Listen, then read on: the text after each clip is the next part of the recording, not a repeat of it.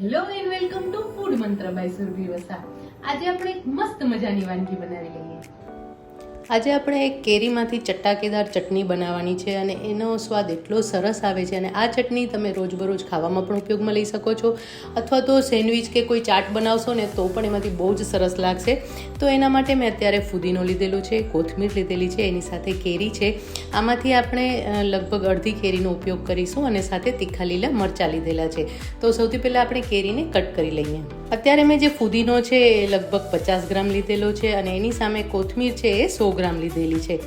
તમે ફુદીનો જો વધારે ગમતો હોય તો વધારે પણ લઈ શકો છો, પણ આ જે મેઝરમેન્ટ છે એકદમ પરફેક્ટ છે.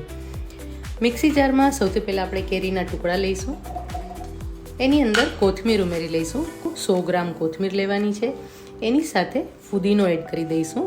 કોથમીર અને ફુદીનો બંને મેં જ્યારે એડ કર્યા છે ત્યારે એને ધોઈ અને પાણી નિતારી લીધું છે. પાણી નિતારી લેવાથી શું થશે કે એ ચટણી તમે લાંબો ટાઈમ સુધી રાખી શકશો. હવે એની અંદર 3 થી 4 લીલા મરચાં લેવાના છે, 2 તીખા મરચાં છે અને 2 મોડા મરચાં લીધેલા છે. અડધી ચમચી સંચળ પાવડર લઈશું. અડધી ચમચી મીઠું એડ કરી દઈશું. 5 ચમચી જીરું લેવાનું છે. ચપટી હિંગ એડ કરી દઈશું. આપણે કેરી લીધી છે આમ છતાં પણ 1 ચમચી લીંબુનો રસ પણ એડ કરી દઈશું. 2 ચમચી જેટલું પાણી એડ કરી દઈશું અને હવે આ જે મિશ્રણ છે એને આપણે ક્રશ કરી લેવાનું છે, એટલે કે ચટણી તૈયાર કરી લેવાની છે.